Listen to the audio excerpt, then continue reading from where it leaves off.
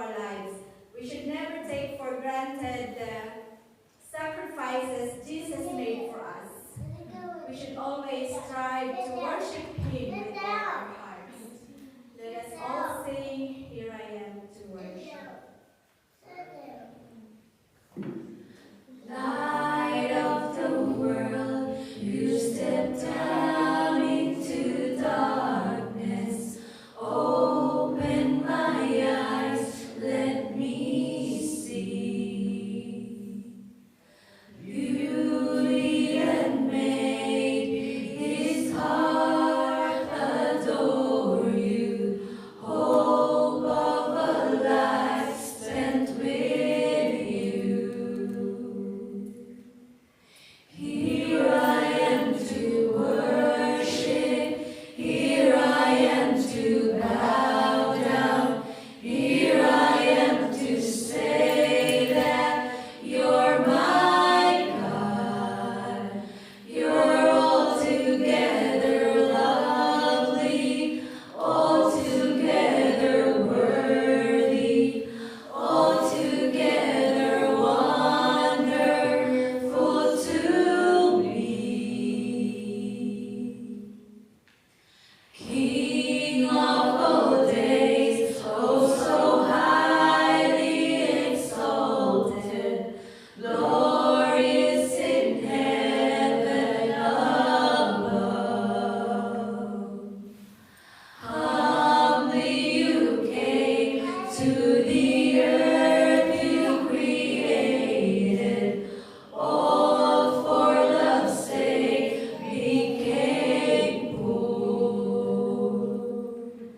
Here I am to worship, here I am to bow down, here I am to say that you're my God.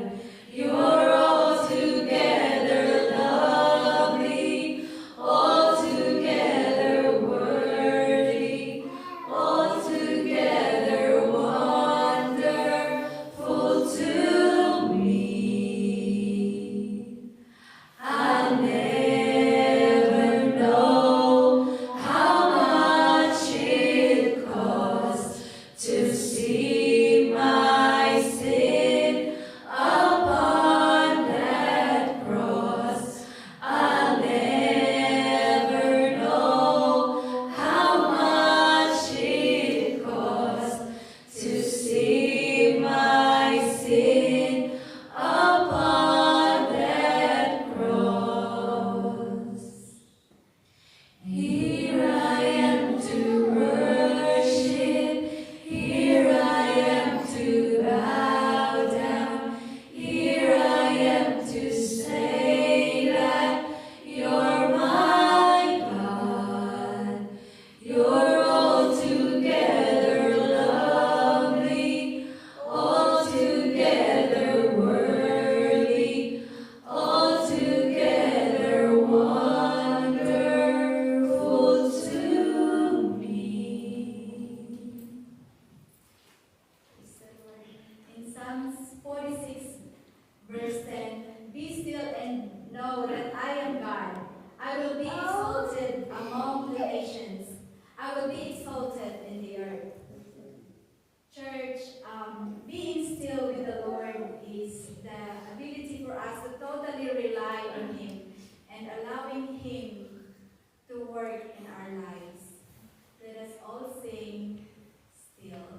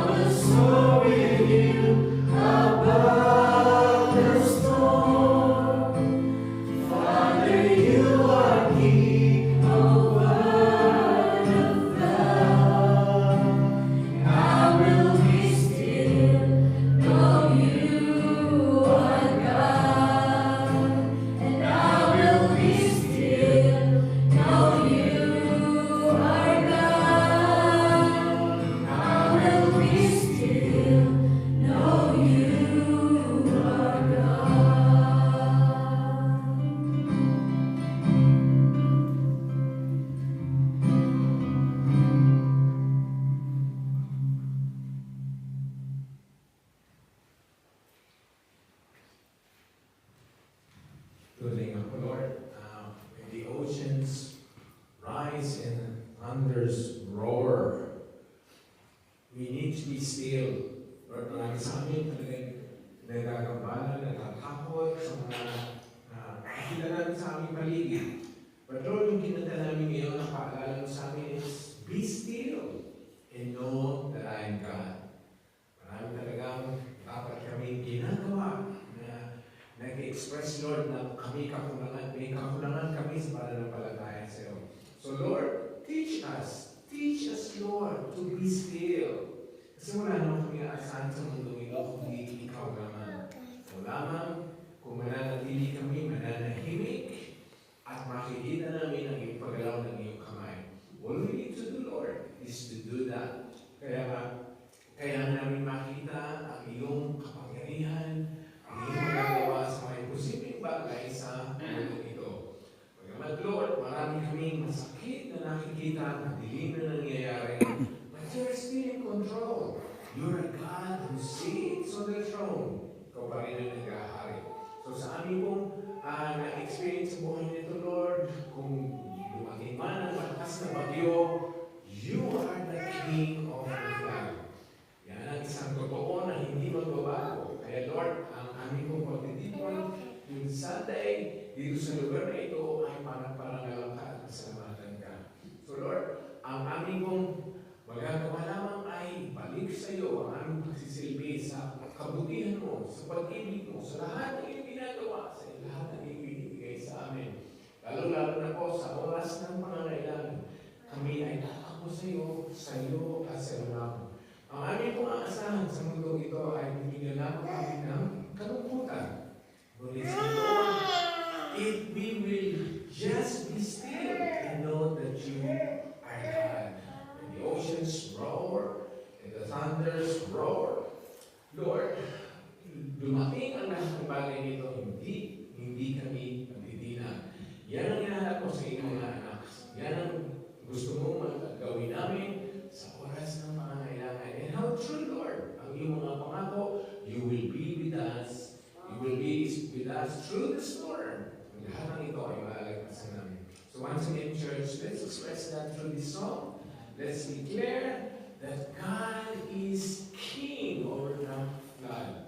When the oceans rise and the thunders roar, God is still God, and not even an inch can diminish His Godship, His powers, His omnipotence, His providential control over this case. So once again, let's worship God through this song.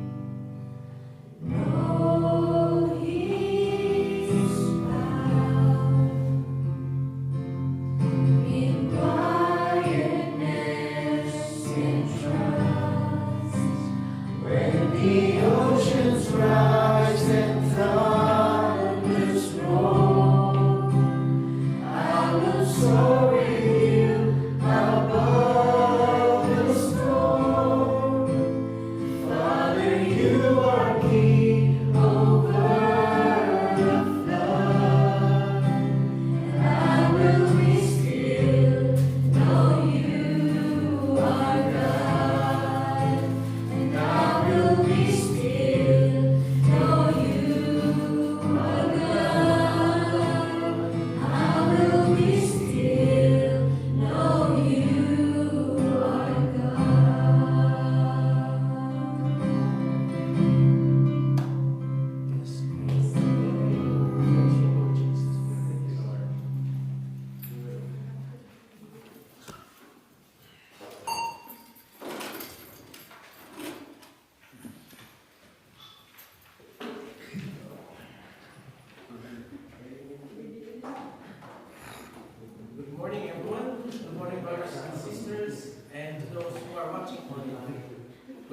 everyone. If ever that you are experiencing storms in your life, we pray and hope that by watching us, you came across this video in the future. We know that we are one with you in prayers, we are one with you in faith, that in the midst of all these things happening right now, we have one God. We take refuge in His will and His power. And once again, good morning. We are live here in Canberra. And if you have your Bibles with you, please open it in the book of Romans, chapter 1. Verses 18 to 25. Romans 1, verses 18 to 25. If you are ready, I will begin. The wrath of God is being revealed from heaven against all the godlessness and wickedness of people, who suppress the truth by their wickedness.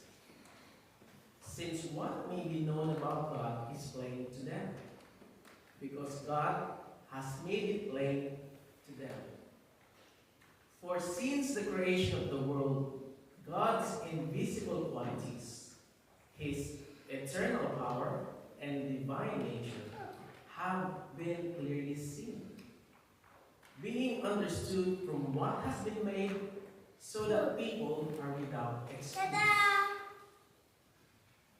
For although they knew God, they neither glorified Him as God, nor gave thanks to Him. But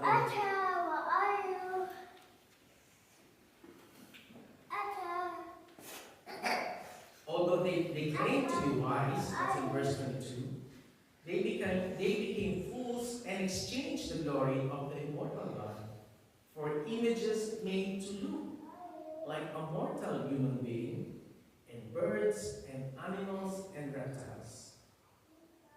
Verse 24, therefore God gave them over in the sinful desires of their hearts to sexual impurity, for the degrading of their bodies with one another. Verse 25, they exchanged the truth about God for a lie, and worshipped and served created things rather than the Creator, who is forever praised. Amen. Glory to you, God, for the word. And once again, brothers and sisters, those who are watching online, we are reminding everyone the importance of your generous giving. Everything that we see, everything that you see around us, everything that we use, is possible because of your generous giving. And yes, we are working in the Spirit, but this organization is still doing everything physically to be able to operate. And hence, we like every other organization, we need funds to continually do what God has asked us to do. And there are two ways to give. You can share the fruits of labor through bank accounts with bank details showing the screen right now. And there's also a physical offering box right there at the back. So yeah, if you're keen to giving physically, you may also do. And while we're doing that, please stand up and greet each other. Good morning.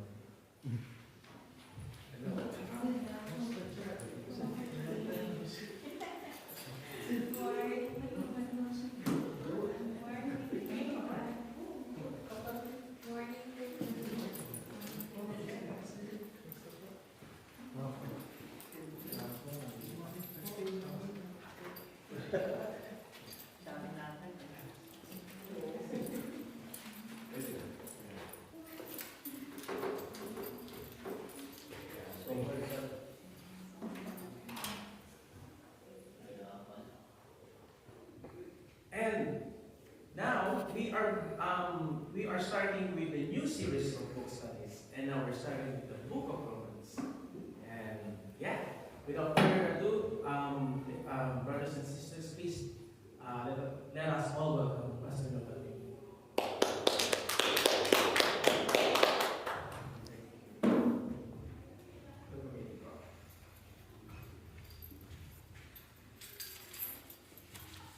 Maganda na.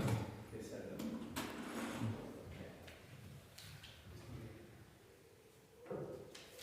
Tama. Personnel. Again, yes, mag-umpisa tayo bagong series of preachings from the book of Romans. Natapos na ang 1st and 2nd Peter.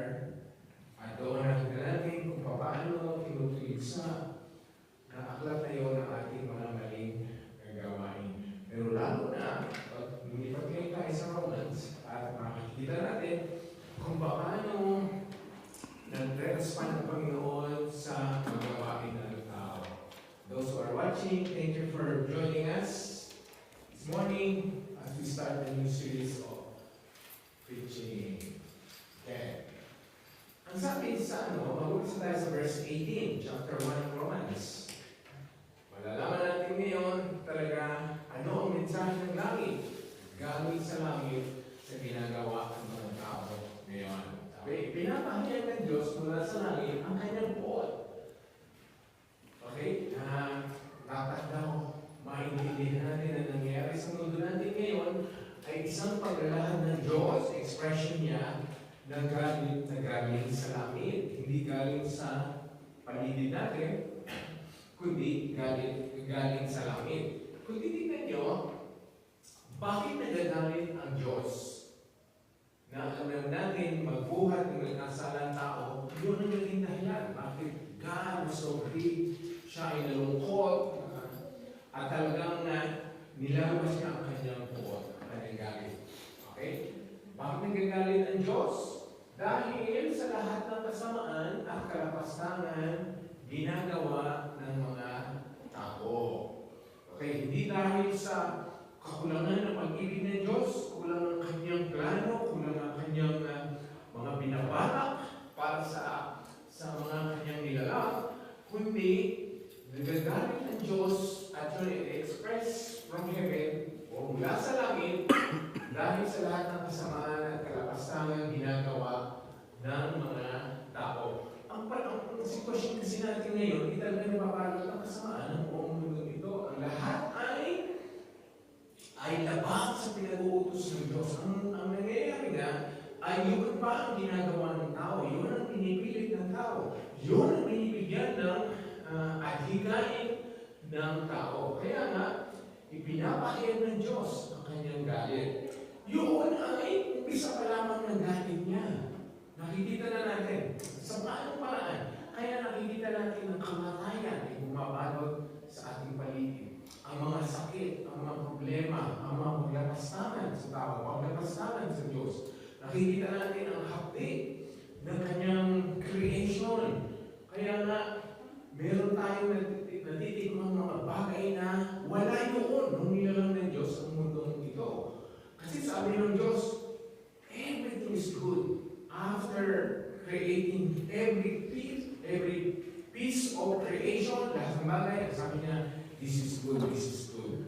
Pero nang pumasok ang kasalanan, doon nga nahalugog ang buong mundo. Yun ang expression ng galit ng Panginoon. Doon pumasok ang sumpa ng kasalanan. Kaya meron tayong nahihirapan tayo ngayon. Sabi na ng Biblia, ang katawan daw natin ay naghihinagpis at naghihintay ng ating glorification kasi nga ang buhay natin sa mundo ito ay napakahirap, napakalungkot. Hindi pa napansin, magkakaroon tayo ng problema, malalampasan natin, tapos naman ang problema. Magkakaroon tayo ng sakit, gumagaling pagkatapos magkakaroon naman ng another medical condition.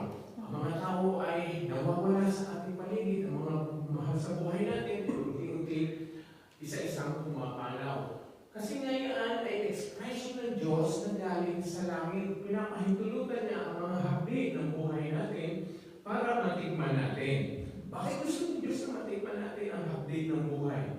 Kasi parang ma-realize natin ang ating mga kasamaan at kalapastangan ginagawa ng tao. Ginagawa ng tao, yun ay against God.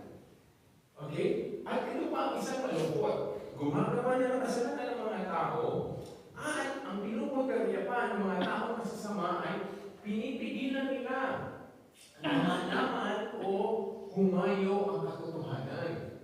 Kaya makikita natin the truth na dapat itinuturo sa eskwelahan, pinapairal ng gobyerno ay pinipigilan na, inaalis na, o hindi na pinapayagan. Marami na ngayon ang mga eskwelahan ayaw na magkaroon ng pagbabasa ng Biblia, ayaw na nila na nagdadasal ang mga estudyante bago mag-umpisa. Kaya yun ay dahil sa kasalanan ng mga tao.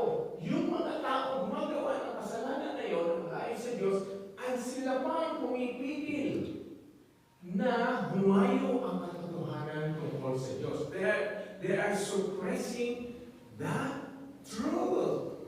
So, palaging ng palaging ang sitwasyon ng tao sa mundo ito. Kaya nga, hindi tayo dapat ma-surprise na ang galit ng Diyos ay nagagaling na sa langit. Makikita natin yun. Kung makikita natin, kung mararamdaman natin, ma-realize natin, tuwing kukulo, tuwing kikidlat, na hindi pwedeng i-duplicate ng tao. Yun ay expression ng Diyos ng kanyang galit sa nangyayari. Yun ay i-express niya sa creation. Okay? Ngayon, sa verse 19, ang sabi, sapagkat ang katotohanan tungkol sa Diyos ay malinaw sa kanila dahil inahiyag na ito sa kanila ng Diyos. Okay? Pag-aralan natin ito. Sabi, ang lahat daw ng katotohanan tungkol sa Diyos ay malinaw na sa lahat ng tao, sa kanila. Dahil inihiyag na ito ng Diyos. Okay? So, ang sinasabi ngayon ng Scripture, ang lahat daw ng bagay na malaman natin, para malaman natin na may Diyos, ay inihiyag na ng Diyos sa lahat ng tao. Okay? In what way? Tingnan natin sa 20. Totoo, hindi nakikita ang Diyos. Hindi natin nakikita siya. Pero, sabi, mula pa nang likhain niya ang mundo, ang kanyang walang hanggang kapangyarihan at pagka-Diyos ay naipahayag sa mga bagay na ginawa niya. Kaya wala silang maidadahilan. Okay, according to sa verse 19 na to, wala daw makakapagsabi na walang Diyos. Walang makakapagsabi na walang may isang makapangyarihang lumala ng lahat. Kasi kung i-analyze daw natin, kung pagmamasdan natin kahit na ito ay na-spoil na ng kasalanan, nagkaroon na ng curse ang buong mundo ito, pero kung pagmamasdan natin pa rin, kung titingin tayo sa langit, ang mga araw, ang mga bituin, ang mga hayop, ang mga puno, ay nagsasaad na mayroong Diyos na makapangyarihan. Kasi hindi pwedeng sumulpot na lang to. So, hindi accept na this is by chance or by evolution o anong theory na paano lumabas ang lahat ng ating nakikita sa paligid. Ito ay nagsasaad na mayroong Diyos na naglalang ito. Kasi napakaganda, napaka-intricate, napaka-complex ng ating galaxy, ng ating mga nakikita dito, ang halaman, ang hayop, ang mga isda, ang karagatan, ang bundok. Lahat yan ay lumitaw dahil mayroong makapangyarihang lumalang nito. Kaya nga, ang mga tao daw ay walang excuse o wala silang maidadahilan. Dahil God is expressing His existence through the creations sa kanyang mga nilalang. So, kahit daw yung mga taong nasa mundo, hindi nakapakinig ng Ebanghelyo, hindi nakabasa ng Biblia, wala nakapangaral sa kanila, wala nakarating sa kanilang mga misyonaryo, kundi tignan lang nila ang paligid nila, dapat malaman nila na mayroong Diyos. Yun ang isang bagay na gusto ng Diyos na malaman ng mga tao, lahat ng tao, that He is existing. Ang masakit nga, hindi na siya kinikilala, hindi na siya tinatanggap, hindi na siya binibigyan ng katwiran ng tao na siya ay nandiyan. Kaya nga dun sa verse 21. At kahit alam nila na may Diyos, okay, so may mga tao naman na alam nila na may Diyos. Pero hinahanap ng Diyos ang isang bagay. Kung mga bagay na siya ay para gawin ng tao sa Kanya. Ano hinahanap ng Diyos? Sabi nila, alam na nila may Diyos, alam nila nandoon ako, pero hindi na ako pinaparangalan o pinapasalamatan man lang. God is looking for us to, for our worship. God is looking for our thankfulness. Marami na niyan, hindi na natin siya kinikilala, hindi na natin siya ginagalan, hindi natin siya pinapasalamatan o pinaparangalan. Kasi nga, ang katwiran ng tao, kaya meron ako ngayon. Dahil ito pinagbaguran ko, pinagtrabahuhan ko, o ito ay sarili kong lakas at kakayahan, kaya ko na idulot ang mga bagay nito sa buhay natin. Halimbawa na lang ang trabaho natin, o ang sweldo natin. Sabihin natin, sweldo ko ngayon. Ito ay pinagbaguran ko ng 15 araw, ito ay pinagpuyatan ko, ito ay marami akong pinagdaanan nila. Kaya ang sweldo ko ay sa akin. O ang trabaho ko ay dahil ako'y marunong. Kaya ako may trabaho ngayon dahil sa edukasyon ko, dahil sa nalagpasan ko, nakamtan ko. Pero isipin natin, kung wala ang Diyos, wala lahat yun. Kaya yung me, my achievement, my skill, my gift, kaya yun ang katwiran ng tao, kaya hindi nila pinapasalamatan ng Diyos, hindi man lang pinaparangalan. Dahil ito ay gawa ko, kayahan ko. Pero kung isipin ng tao, hindi naman siya magkakatrabaho kung hindi siya binigyan ng Diyos ng lakas, kung hindi siya binigyan ng Diyos ng kagalingan, kung hindi siya binigyan ng Diyos ng mga talento. Lahat yun ay galing sa Diyos. Sabi nga ng Bible, wala ka. Wala ka ngayon, kung ano man meron ko ngayon, yan ay tinanggap mo dahil yan ibinigay sa iyo. Hindi dahil sa kakayahan mo. Kaya nga yung Romans talagang ginugulat tayo, ginigising ang ating isipan, ang ating intelihento, para malaman natin ang Diyos ay naghahanap ng parangal sa Kanya. Naghahanap siya ng mga taong magpapasalamat sa Kanya. Ito pa ang masakit. Ang mga tao ay hindi na nagpapasalamat sa Diyos pagkatapos binabalik pa nila ang kanilang pag-iisip sa mga bagay na walang kabuluhan. They're not thanking God. They're not acknowledging God. And they're more focused on foolish things. Mga bagay na walang kabuluhan. Hindi niyo po napapansin mas importante ngayon sa tao ang fame, beauty, power. Yun ang gusto ng tao, ang bawat isa na taong hindi pa nakakakilala sa Diyos, gusto lang niya ng fame, ng fortune, ng riches, ng power. Kaya doon ibinubuhos ng tao ang kanilang atensyon. Doon ibinabaling ang kanilang pag-iisip, mga walang kabuluhan. Now, fame, power, fortune, riches, yun ay, according to the Bible, ay walang kabuluhan. Kasi none of those things na na-mention ko ay makakatulong sa isang tao para siya ay makarating sa kalangitan. Kaya nga walang kabuluhan. Lahat ng bagay dito sa mundo ito ay walang kabuluhan because it will not help us to come closer or to go to God, to go near God, or to help us spend eternity in heaven. So hindi na nagpapasalamat ang tao at binabaling pa ang kanilang kaisipan, pag-iisip, atensyon sa mga bagay na walang kabuluhan. At pag ganun naman nangyayari, you're not thanking God, you're focused on foolish things. Ang nangyayari, ang isipan natin ay mas napupuno daw ng kadiliman. Yung kadiliman natin na mga bagay na mga hangal. Kaya ang pag-iisip natin ay lalo nagiging corrupted, nagiging baluktot, nagiging mas madilim. Okay. So yun na nagawa sa iyo, kung hindi na nangyayari sa tao, kung hindi na nangyayari sa mundo, kaya talaga, hindi mawawala, hindi mapipigilan ang galit ng Panginoon. Kasi nga, people are ungrateful. At saka yung, selfish tayo. Ang iniisip natin ang sarili natin. Ang itinataas natin ang sarili natin.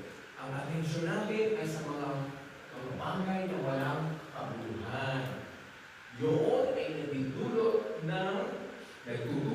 ang mga tao ay lalong maging masama, lalong maging malayo sa Diyos, lalong wala ng paggalang sa Diyos, walang pagpapasalamat sa Kanya. Ilan sa atin ang nakakalimutan na natin sa pag-isip ng umaga, magpasalamat naman man lang tayo sa ating tinulungan, sa ating tahanan, sa ating kapahingahan, ibinigay na Diyos sa protection niya, na binigay sa atin sa magdaman. Pag-isip natin, isipin na natin, ano ang gagawin ko para ako maging masaya ngayon? Ano ang gagawin ko para ako ay magkaroon ng promotion? Ano ang gagawin ko para tumaas ang sweldo ko? Ano ang gagawin ko para mas marami ako maging followers? Ano ang gagawin ko para ako ay lumigaya sa araw ito? Wala man lamang ilang segundo na magpasalamat sa Panginoon. Lord, this is another day. Lord, thank you. Gumising ako ngayon at papasok ako sa trabaho. Lord, thank you sa trabaho ko dahil alam ko ngayon. Dahil nag-realize ko ngayon, Lord, maraming walang trabaho. Maraming walang sweldo. Maraming nagugutom. Maraming gusto magtrabaho pero hindi makakita ng trabaho. Hindi katulad ko ngayon na ako'y may trabaho pero nagre-reklamo pa ako. Ako po ay nalulungkot pa sa sitwasyon ko. Meron na akong kinakain. Meron akong tahanan. Meron akong pamilya. Pero Lord, hindi mo bigay ito. Kaya ang nangyayari, nalululod sa kasalanan ang mga tao. Lalong napupulo ng kadiliman ng kanilang mga pag-iisip. Bakit di natin ganda sa ating schedule sa umaga? Pasalamatan muna siya bago tayo lumabas. Bago tayo magtayos. Bago tayo kung ano mang bagay. Hindi naman pinagdalian lamang. Meron naman tayong pagkakataong gawin yun. Hindi naman pwede sabihin, late na ako. Pero bakit ka na late? Kasi may mga bagay kami binuhos na mga walang paguluhang bagay na ginawa mo ng gabi. Kaya ikaw ay hindi na gusto ng aga. Pero pwede mo naman gawin yun bago ka matulog. Pwede mo gawin yun bago ka gumising. Pwede mo gawin yun habang ikaw ay naglalakbay. Pwede mo gawin yun habang ikaw ay nagtatrabaho. So, hinahanap ng Diyos ang ating pagpapasalamat. Okay. Kaya nga, minsan sinasabi natin, Lord, parang wala ka. Parang hindi ka nararamdaman. Kasi ang fault naman ay nasa atin. Hindi natin siya ina-acknowledge. Hindi natin siya binibigyan ng kahalagahan sa ating buhay. Okay? So, nagmamaroon sila, pero lumilitaw na sila'y mga mangmang. Kung titignan natin ang ating surrounding ngayon, ang ating teknolohiya, ang ating medisina, ang ating science, parang napaka-advance na natin. Ang dami natin mga bagay na nagawa dahil sa karunungan ng tao. Talaga nag-increase ang karunungan ng tao ngayon. Yun naman galing pa rin sa Diyos. Sabi nga, in the last days, knowledge will increase. But at the same time, sin will increase. Lalawak daw ang karunungan ng tao, pero dadami rin at lalagin ang kasalanan. Kaya nga, nagmamarunong na tayo. Ang mga tao ngayon, sinasabi nila, why would I need God? I can control the weather. I can create rain. I can control itong mga climate control na ginagawa ng mga gobyerno, gumagawa na lamang sila ng paraan. Iniisip nila, paano natin ma-save ang earth sa destruction? Kung ano-anong mga intelihensya ang kanilang ginagawa, nag-iisip sila kung ano-anong mga procedures, mga steps na ginagawa nila para mabawasan ang kung anong nangyayari malaging sa ating creation. Pero kung iisipin lang nila, bakit hindi sila magdasal? Bakit hindi nila humingi sila ng tulong doon sa Creator? Kasi nga kaya tayo may creation, dahil may Creator. Pero ang tao, nagmamarunong sila. Iniisip nila sa pamamagitan ng pera, sa pamamagitan ng power. Okay? Pero ito sinasabi sa atin ng Roman, kahit pag marunong ka, lumilitaw pa rin na tayo magmam. Isipin mo, lahat ng inisip ng tao para masave ang earth, para humaba ang buhay, para mapuksa ang mga sakit, ay laging palpak, laging short, laging hindi pa rin tugma, hindi kulang pa rin ang lahat ng inimbento, kinirelate ng tao. Ano ang expression nun kung hindi tumugma sa pangangailangan sa problema ng mundo? So lalo lumilitaw na mamang pa rin tayo. Kasi nga, if we rely on human strength, human wisdom, worldly principle, yan po ay hindi magbibigay ng solusyon sa mundo ito. Ang ating kailangan, Diyos.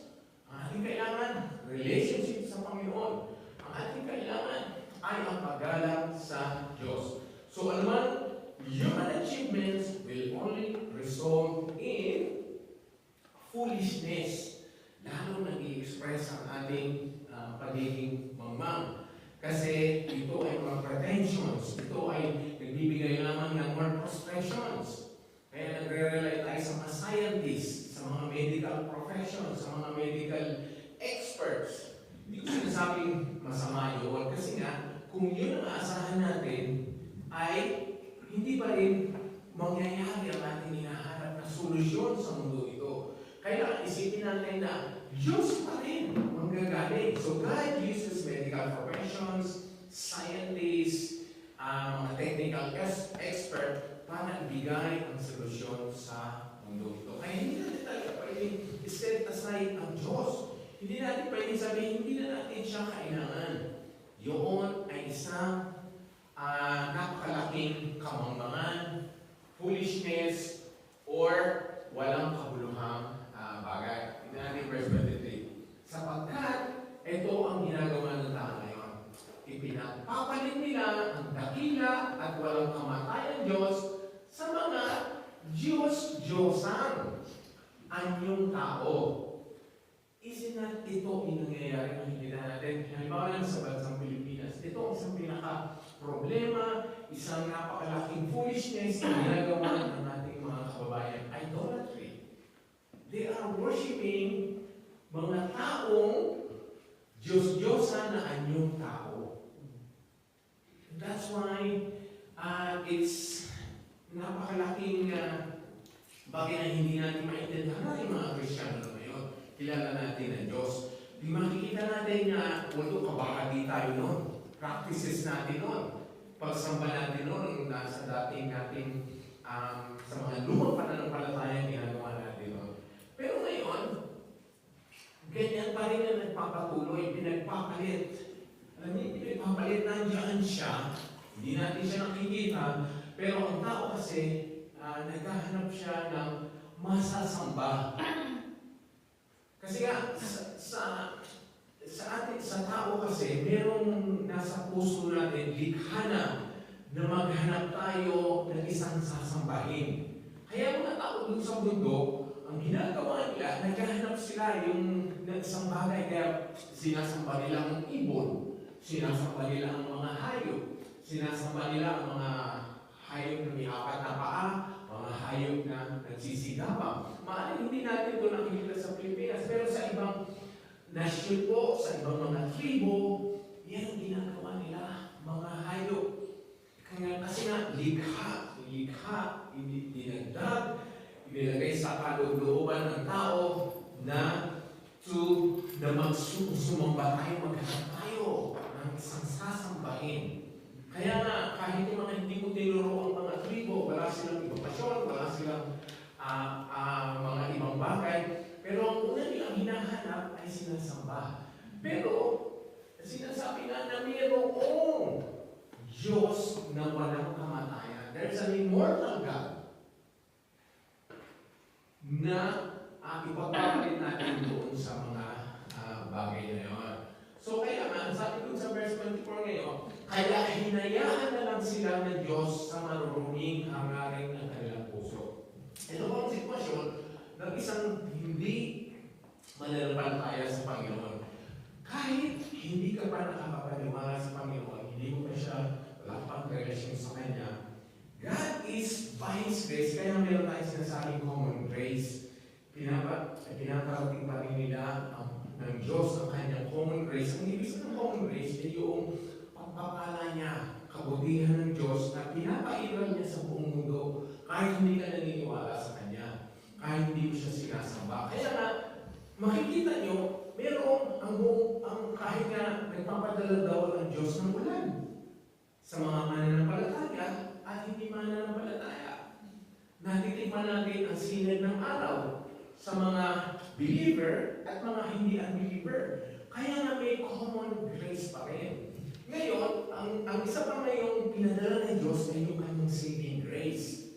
So natitikman ng lahat ang kanyang common grace, pero hindi lahat ng tao ay natitikman ng kanyang saving grace. Kaya nga, hindi lahat ay naligtas. Hindi lahat ay nakakita ng Ebanghelyo.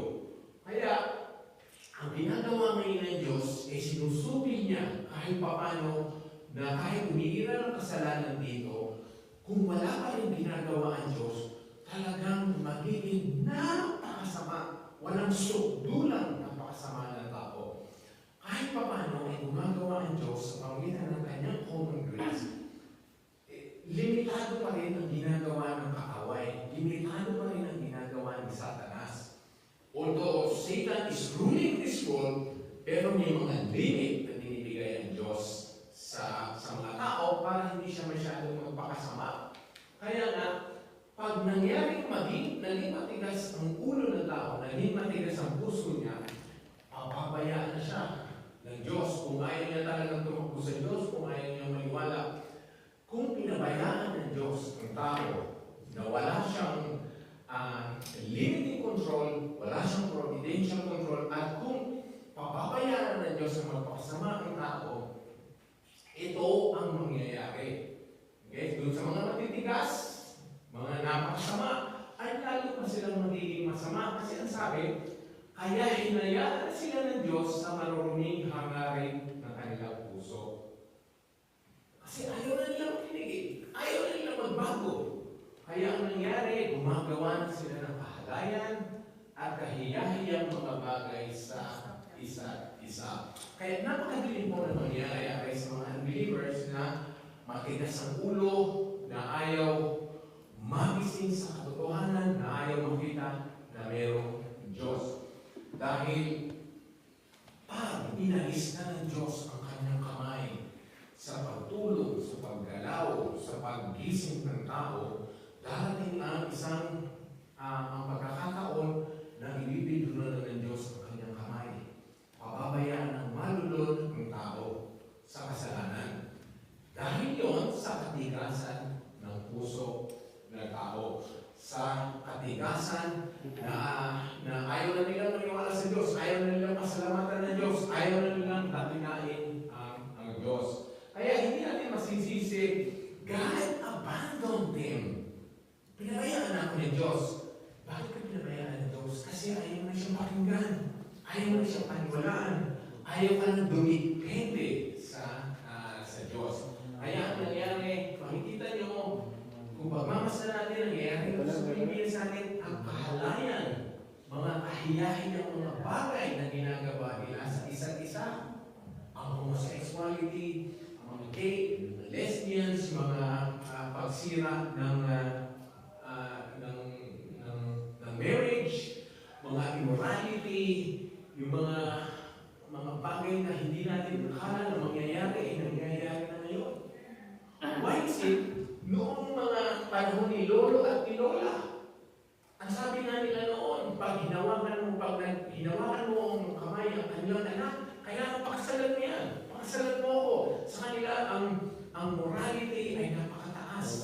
Kailangan pag lumigaw ka, ipapalit ka ng bahay, magpapaalam ka sa mga magulang, hindi mo pwedeng Hindi mo pwedeng hawakan nga ng kamay, hindi mo pwedeng halikan kung hindi kayo kasal. Pero bakit ngayon accepted na sa Pilipinas ang live-in na sa kultura natin ay hindi pwede. Magagalit si lolo, magagalit si tatay, hindi papayagan, hahabulin ka ng itak pag hindi mo pinakasalan ng aking ka lang. Pero bakit ngayon? Welcome na.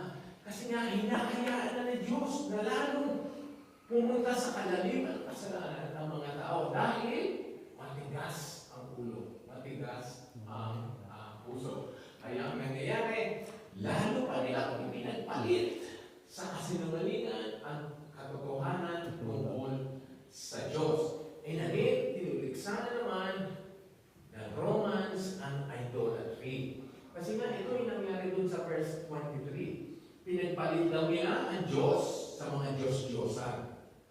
And then in verse 25, ipinagpalit nila ang Diyos sa kasinungalingan. Sinamba nila at pinaglikuran ang mga nilikha sa halip na mga sa halip na ang manlilikha ang kanilang dapat na pagpapayan. So they are worshiping the creation, yung mga nilikha kaysa sa Diyos na manlilikha. Na dapat siya daw ang ating papurihan. Amen. Ibig sabihin, ang sinasabi ng Romans, ang Diyos lamang na manlilikha ang dapat nating papurihan. Kaya ngayon, nakakapagtaka ba yung sinasabi ng verse 18? Ipinapahid ng Diyos mula sa langit ang kanyang poon. At sa mga susunod natin, mga series of na pagtuturo, pangaral dito sa pulpito, ay malalaman pa natin ang kasukdulan ng kasalanan ng ginagawa ng tao dahil lumalayo sila sa Diyos, sineset aside nila ang Panginoon. So man cannot exist without God. Maybe we are pulling Him aside. Sinasantabi natin siya, hindi natin siya ina-acknowledge ngayon. Pero one day, hindi natin maiiwasan na haharap pa rin tayo sa Diyos. Haharap tayo sa Diyos upang Kanyang husgahan. Man cannot avoid facing God one day. If we're not acknowledging Him now, darating pa rin ang pagkakataon na haharap tayo sa Kanya. Kaya ngayon, makikita natin, nabalitaan natin nangyari last week kung paano binaha, maraming namatay, maraming nasira mga ari-arian, bigla na lang tumaas ng tubig. Maaaring iyon ay isang babala, isang expression ng Diyos na galit niya, na galit sa langit. Dahil marami ng kahanayan, kasamaan, mga maling practices na umiiral at bumabalot sa Pilipinas na dati ay hindi nangyayari. Ngayon ay tinatanggap na ng mga kababayan natin, ng mga Pilipinos, na mga noon ay tabu na hindi pwede mangyari yan. Hindi pwede mangyari yan sa pamilya ko, sa aking buhay. Pero ngayon, it's common. It's acceptable. And they are now promoting, uploading, at binibigyan nila ng mas importansya ang mga bagay na yun. So I'm not saying it's only the Philippines who are expressing the wrath of God from heaven. Maaaring ang lahat kasi ay pinapakita ng Diyos na siya ay galit sa sitwasyon ng tao. Ito po ay hindi matatapos hanggat hindi manumbalik ang tao at isurrender niya ang buhay niya sa ating Panginoon. Ang masakit, ang nakakalungkot ng katotohanan ay hindi na lahat ay magsasubmit sa Panginoon. Hindi lahat ay susurrender ang buhay nila sa Panginoon. Kaya tayo, na nakakilala na sa Diyos, binuksan niya, tinawag niya tayo, pinili niya tayo, para tayo ay mag-respond sa gospel, tinulungan niya tayo na para mabuksan ang mata natin at makita natin ang Ebanghelyo, ang magandang balita. Huwag na natin malagpasin ang ating pananampalataya. Huwag na natin take this for granted. Bagamat kukunti tayo dito, ito ay isang paraan na hanggang ang DOCC ay pinapangalan ng katotohanan, kung ano sinasabi ng Biblia, ipinapangaral natin ang mga bagay na hindi natin dapat gawin, iwasan, itigil. Huwag na natin balakin. Ang church na ito ay mananatiling simbahan ng katotohanan. Kaya hindi natin pinagmamalaki ang size natin, ang ipagmalaki natin ay ang ating pagsunod sa Panginoon. So mga kapatid, huwag tayong manghinawa, huwag tayong mapagod. Why we're not seeing things na nangyayari sa ibang church? Why we're not seeing the growth inside sa ibang church? Habang ang puso natin ay totoo, habang ang puso natin ay sinusunod sa Panginoon, habang ang isipan natin ay tungkol sa kanyang salita, habang ang isipan natin ay nagkakaroon tayo, pag pinag-aralan natin kagabi, nananatili ang ating craving for spiritual food. Naghanap tayo ng mga spiritual na bagay. Yun ang gagawin natin sa ating buong simbahan. Kaya magpapatuloy tayo, yun nga, kahit nga ngayon, nag-worship tayo kahit walang instrumento. Dahil nga meron iba-ibang kadahilan. But did that stop us from worshiping God? No! Sumamba pa rin tayo. Kasi hindi naman kailangan yun. Meron tayong boses, meron tayong mga talento na kaya natin ibigay sa ating Panginoon. So God will continue to be worshipped, honored in this church. Kaya marami tayo nakikita ngayon, nakakalungkot na nangyayari sa ating pong simbahan. Pero hanggat ang Diyos, ang sinasamba ng DOCC, hanggat ang Diyos, ang inaasahan natin magbibigay ng tulong, mga galaga sa simbahan ito, that is enough for us. God has taken us from bigger ministry before.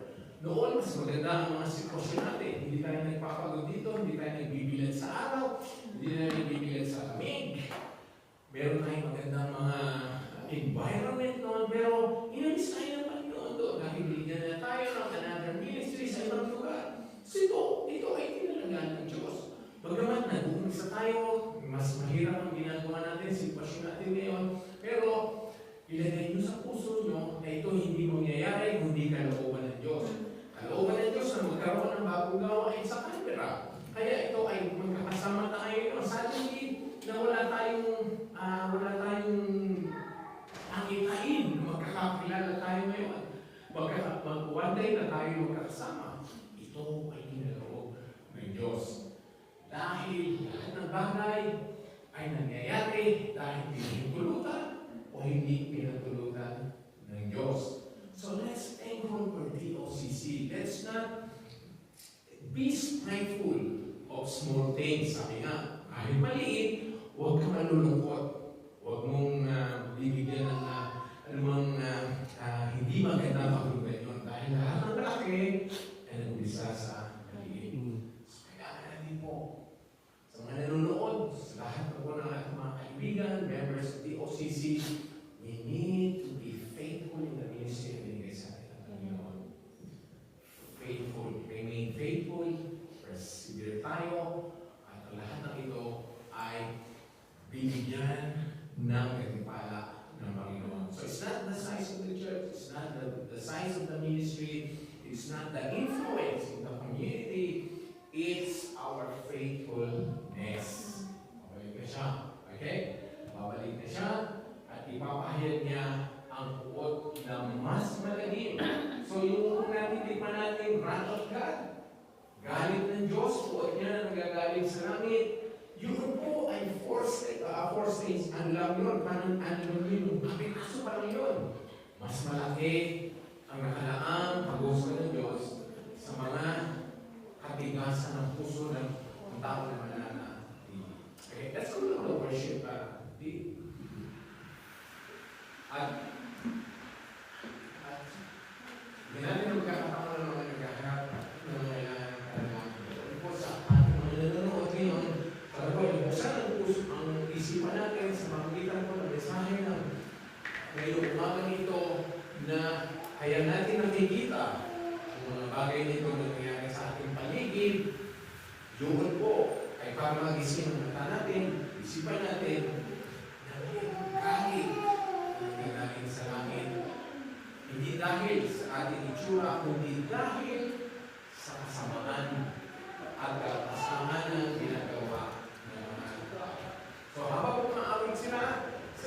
give opportunity for those who need prayers na nandito, doon sa mga kasama natin na nandito. But let's worship God again as we declare, thank Him for all these things He deserves to be worshipped.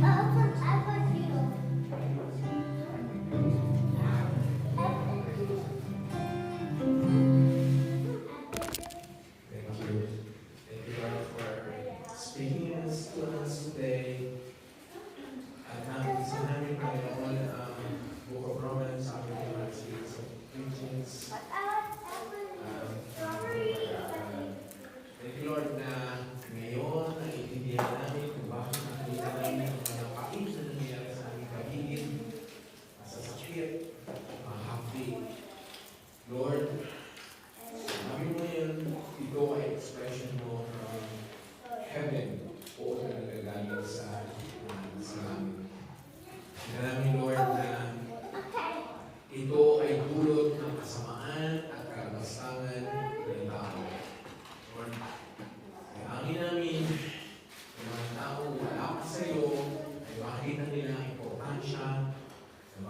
panahon ng pagpapila at pagsamba sa Diyos ng buhay. Hindi na namin. Tutuan na kami. Ano na po, noon, ginagagamit namin ang bansang Pilipinas, nang umiilan ngayon ang pagsamba sa Diyos. Kaya nakikita namin ang handi na umiilan ngayon, ang nangyayari sa aming pong bansa. Ganyan din po sa mga ibang bansa, mga tao na nanatiling matigas ang puso sa iyo. O sana namin matikman na kami ay hayaan mo na malulunod sa kasalanan. Kailangan namin, Panginoon, ang iyong paggalaw. Kailangan namin. Gaya ng ginawag namin ngayon, teach us, Lord, to be still and know that you are God. Because you're a God who is still in control, despite, Lord, of all the turmoil, the chaos in this world. Ikaw ay nananatiling Diyos na naghahari sa lahat ng bahagi ng mundo ito, na walang mangyayari na hindi ayon sa kalooban mo. Pinagkaloob mo na mangyari ang mga mahapdi, ang mga bagay na hindi ka nais-nais. O kami ay bigyan mo ng disiplina, turuan, o tawagin ang aming atensyon. Pero ikaw pa rin naghahari. Kaya nga lahat ng pinahintulutan mo at hindi mo pinahintulutan, Panginoon, ay mayroong purpose. And that is your purpose. Mayroong kang mas mataas na purpose na minsan hindi namin nakikita agad. So help us to understand and rely and have faith on you more and more, no matter what. Anong labo sa simbahan, sa church nito, ang mga member ng church nito, ay manatili kaming matatag at nananampalataya sa iyo at magsisilbi sa iyo sa kabila ng mga blessings na aming mong experience. Lord, allow us, Lord, to see more of you each day, each trials, each testing, as we go through fire, as we go through storms. You are there. You will never leave us nor forsake us. Thank you, Lord, for the grace, the whole grace. Thank you, Lord, for the saving grace na ipinahintulot mo, pati man namin, kami po mga mananampalataya ngayon, na yun ay umakasa at nagsisilbi sa iyo kaharian. Thank you, Lord. Bago po tayo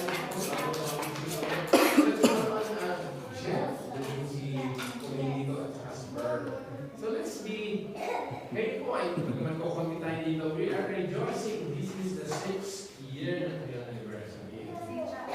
No, 15. Yung 15 din, no? Sa natin yung mga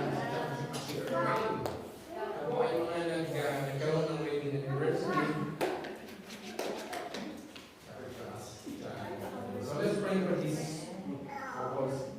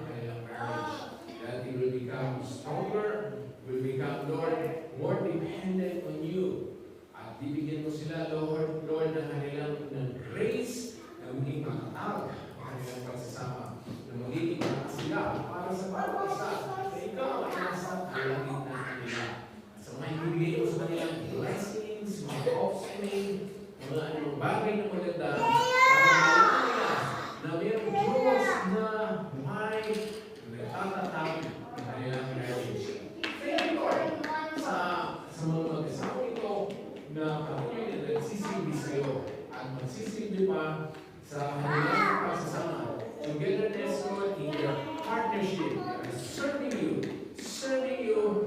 rest, Lord, in their capacity na maganda ang mangyayari dahil sila ngayon ay magkasama na, magkahawak kamay, magkatuwang na dinadakila ka. Thank you, Lord, for Jack, and Pearl, John, and Erwin. Sa kanila nakita namin ang pagalaw mo sa kanila pong relationship. Thank you, Lord. You are beautiful God, wonderful God. So, bless them for rejoicing for these people. Thank them on your celebrate natin sa fellowship. Ikaw lang, we're going to kasi may mga before we close.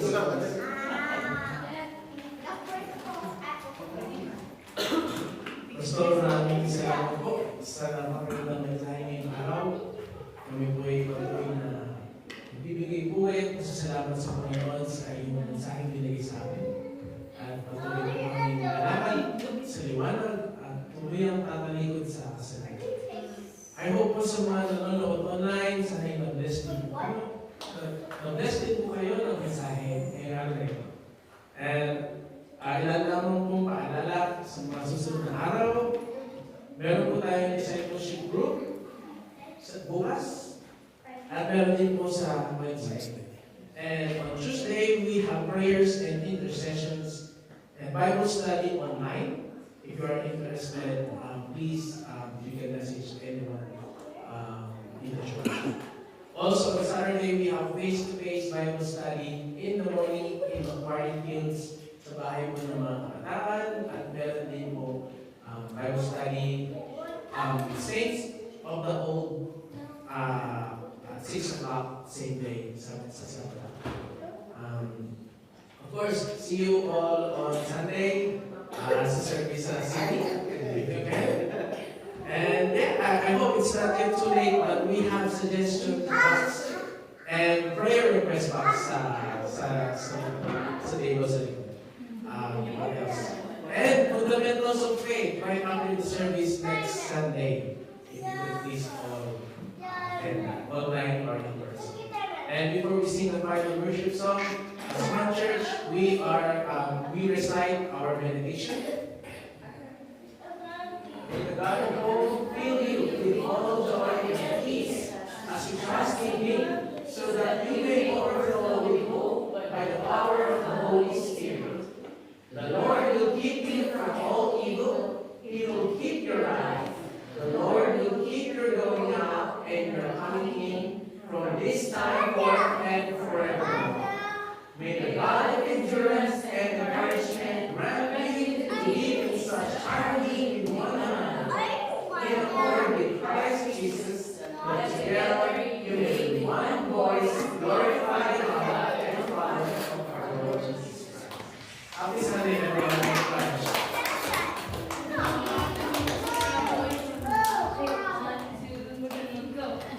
My Savior, Redeemer, lifted me from the miry clay, Almighty, forever.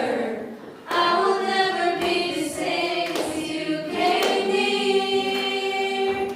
From the everlasting to the world we live, the Father's only Son.